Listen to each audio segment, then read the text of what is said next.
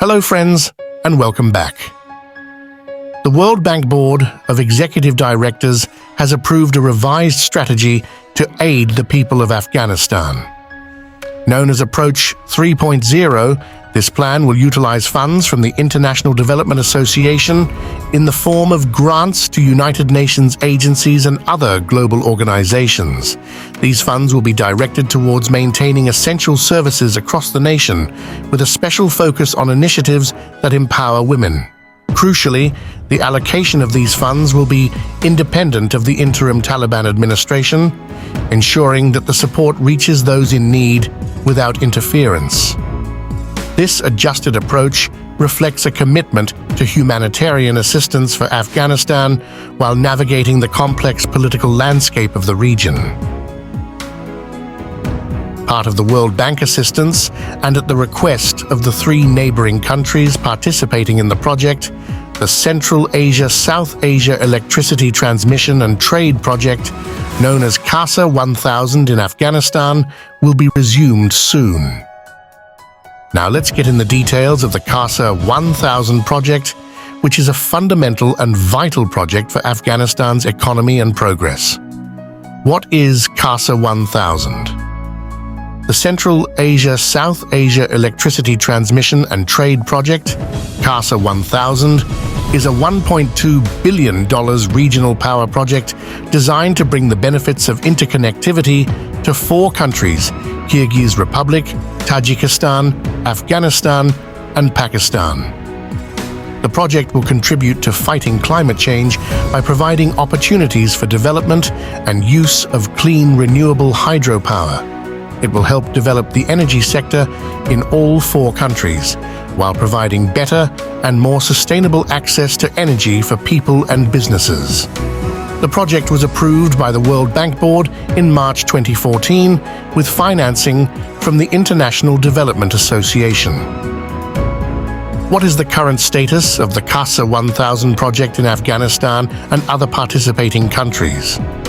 The CASA 1000 project in Afghanistan was paused, and all implementation activities were stopped in the wake of the political situation in August 2021.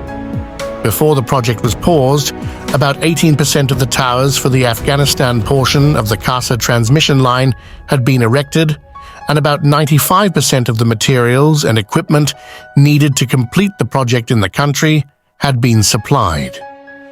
Kyrgyz Republic, Tajikistan, and Pakistan continued the implementation of CASA 1000, and construction activities are nearly complete in all 3 countries.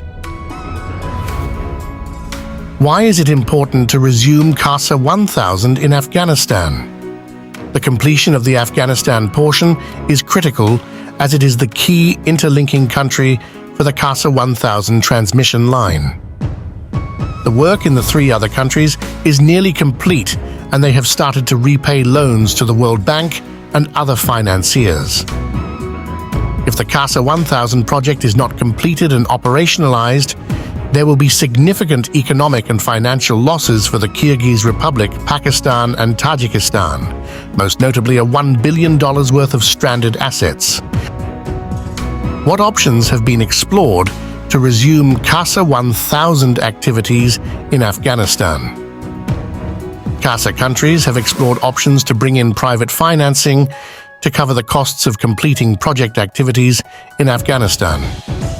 As no investors or banks expressed interest, the countries have asked the World Bank to resume the project in Afghanistan by continuing its original IDA financing to complete the project. The World Bank has therefore decided to resume CASA 1000 in a ring-fenced manner. What does a ring-fenced resumption look like? A ring-fenced structure would ensure all construction payments and future revenue are managed outside of Afghanistan and do not involve interim Taliban administration systems.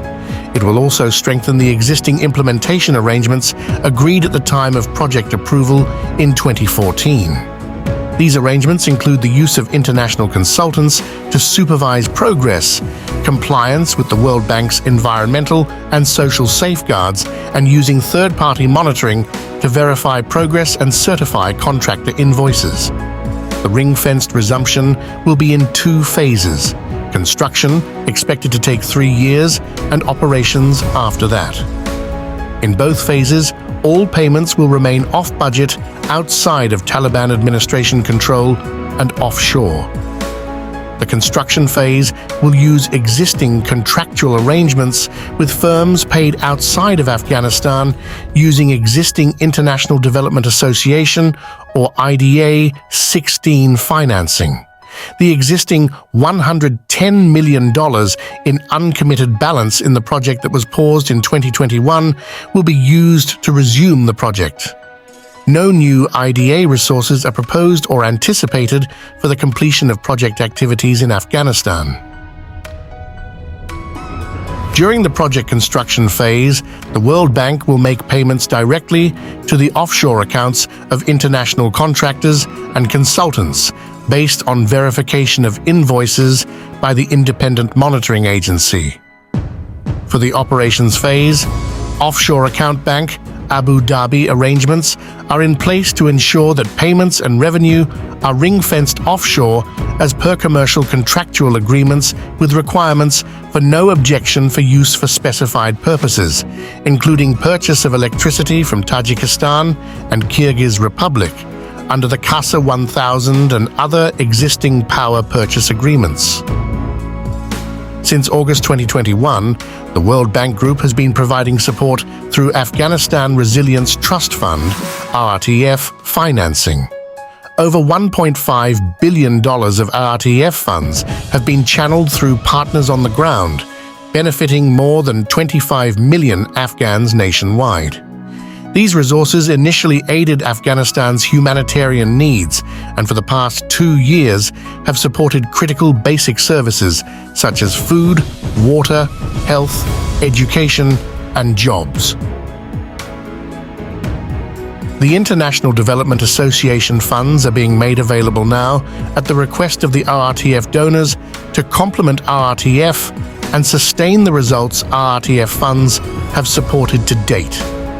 The World Bank Group will continue to work with all multilateral and bilateral partners to ensure coordinated basic services aid for the Afghan people. Approach 3.0 will continue implementing the principled approach, started under Approach 2.0, which puts women at the center of projects and ensures that project activities are implemented by and for women. The World Bank Group's independent third-party monitoring agent will continue to verify all project activities. As part of delivering basic services at scale, Approach 3.0 will support employment opportunities by bolstering income-generating activities, especially in the area of microfinance, by facilitating the participation of the private sector in delivery of aid. Also, under Approach 3.0, the World Bank Group will continue to produce analytical work on areas such as financial sector, private sector, and poverty surveys as part of the Afghanistan Futures program of research, monitoring, and knowledge sharing to engage with the international community and underpin support to the Afghan people. The CASA 1000 project brings numerous benefits to participating nations. It fosters regional cooperation, addressing energy deficits and promoting economic growth. By harnessing clean hydropower resources, it mitigates environmental degradation and aids in the fight against climate change. Enhanced energy infrastructure and accessibility improve living standards, powering homes, businesses, and industries. Through interconnectivity, surplus electricity is traded, fostering economic resilience and stability. The project spurs job creation, technological advancements, and investment opportunities, driving sustainable development. Ultimately, CASA 1000 paves the way for a brighter, more interconnected future, bolstering resilience and prosperity across Central and South Asia. Thank you for watching and see you in the next video.